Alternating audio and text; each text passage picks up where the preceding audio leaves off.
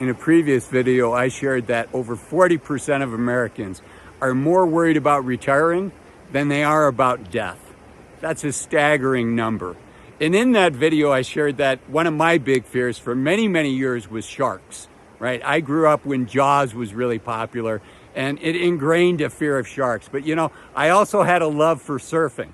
I didn't know how to surf, but I wanted to know how to surf.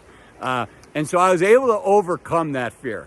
And I overcame that fear really by experience and by doing it, and by building knowledge, realizing I had more of a chance of being attacked by a pig in the United States than I did by a shark.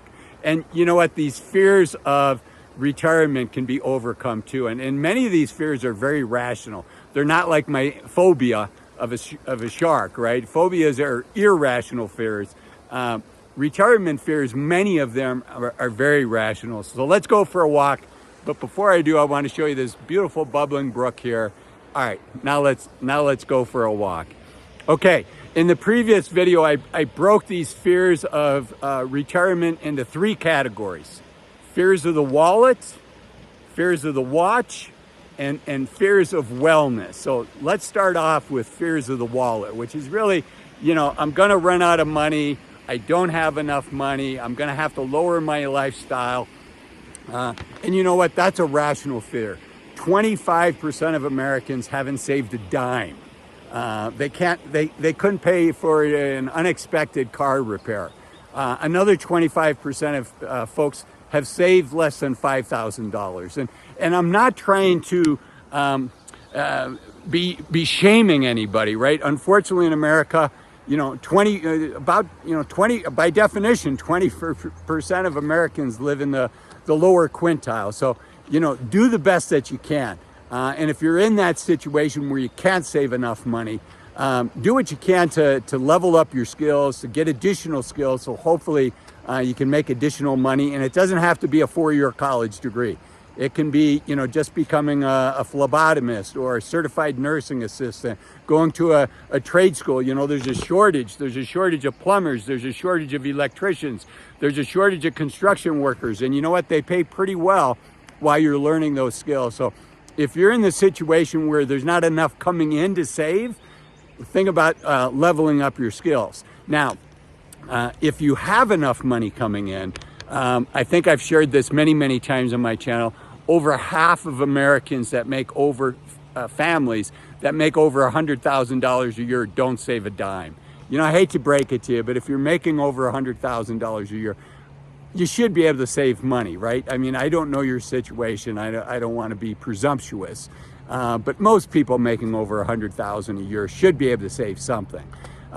So for those folks, for those of us that are making enough money, and maybe the fear comes from just the unknown. We don't have the knowledge, you know. Do I have enough money to retire? If I have $250,000, is that enough to retire? And the answer to that is it's going to be tight. You know, if you have $500,000, do you have enough? $1 million, $2 million, whatever the number is. So these fears of the wallet, I think, can be solved either by being able to level up your skill set and make more money and hopefully save more money, or they can be solved by, let me toss in another W, with wisdom, with knowledge, and frankly, by hiring a professional that this is what they do. They can run the numbers. They can, you know, you can run the numbers yourself. You absolutely can, but you don't want to wonder, you know, did I do my math right? Did I think about everything? You know, you can hire a fee-only financial advisor to look at your plan and say, yes, you know, I've done hundreds or thousands of these plans, and you're in good shape, or here's what you need to do to get in good shape. So that's the first W, the fears of the wallet, and that can be overcome with knowledge. Now, one thing that a lot of people mention, I think it was about a fourth of the people, said they're fearful of their job, the income from their job ending, and that makes sense. And so what can you do? Can you replicate that income in your portfolio? A lot of people also have a fear and a hesitancy to spend down their accounts. And I think one thing that's worth looking at, this is not financial advice. I don't know your situation.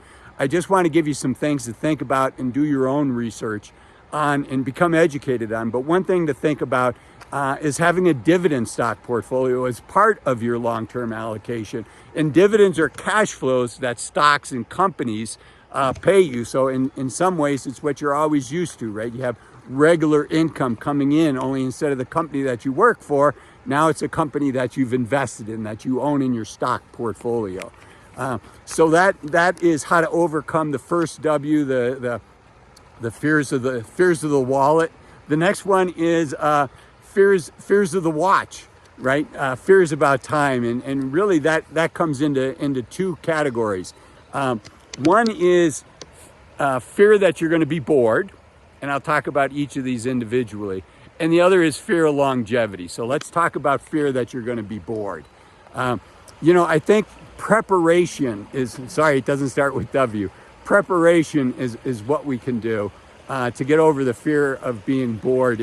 And 5 years, 10 years before you retire, 15 years before you retire, really go back and think about what were those things I used to be passionate about? How did I used to spend my time? What do I think I'd enjoy doing? What would give me a sense of purpose and a sense of giving back? Because the people that report having as much contentment, the highest level of contentment in retirement, is people that are really kind of giving back in one way or another to society. It doesn't mean that's got to be 100% of your time, but part of your time probably makes sense for doing that, right? So the secret for overcoming the fear of being bored is plan ahead. If you've got 10 years until you retire, start investing your time in thinking about these issues and trying out different hobbies and getting involved in different organizations and see what puts a skip in your step outside of work. Okay, now the fear of longevity, right? That's a double-edged sword, right? I'm always preaching about staying healthy, and we can only do so much ourselves. There's diseases that people get. They get cancer. They have some genetic disposition to certain things. But we do what we can.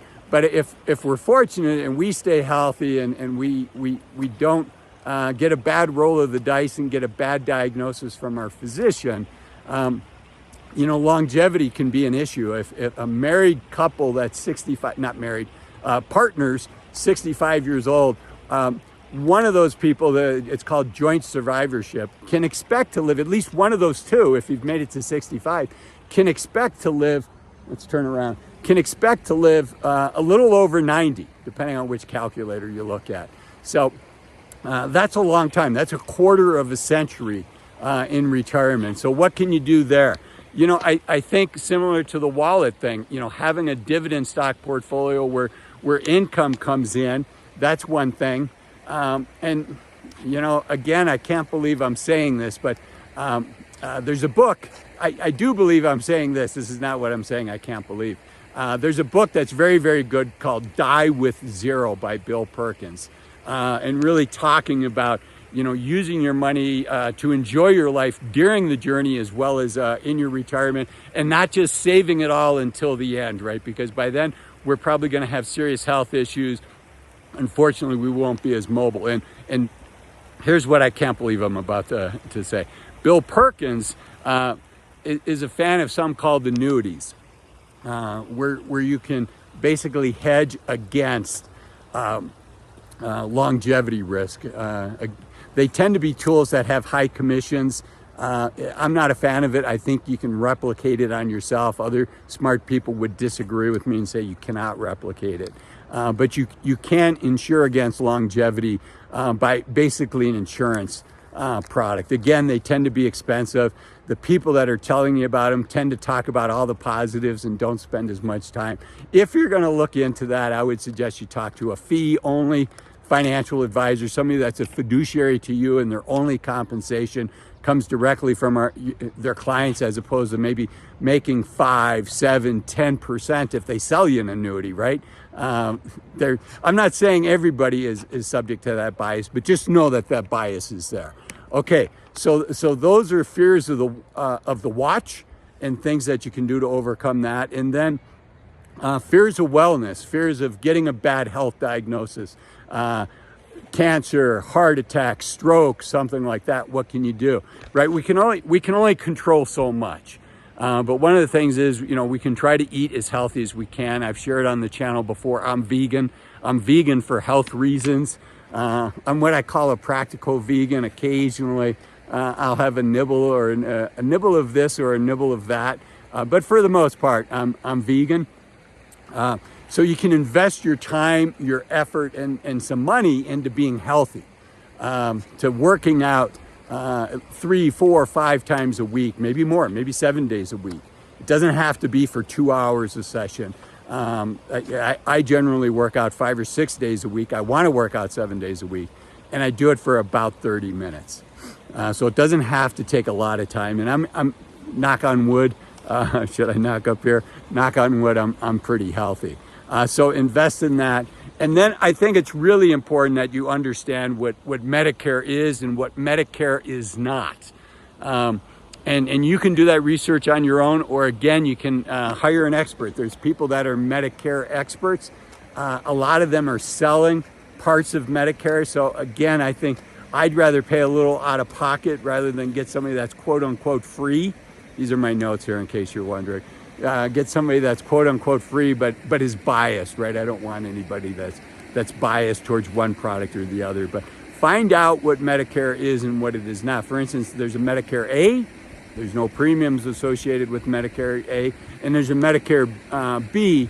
I believe A is for doctor visits, normal, and Medicare B is for hospitalization. But you want to get comfortable with that so you know what you're in store for and what your future health care looks like. And they say that knowledge is power, and if you want knowledge on my retirement plans and how I'm thinking about my retirement from an investment standpoint, I'm not you, but I think you'll find this video over here to be helpful, which is Azul's retirement plans, and then this video over here, which is 4 must-have assets in retirement.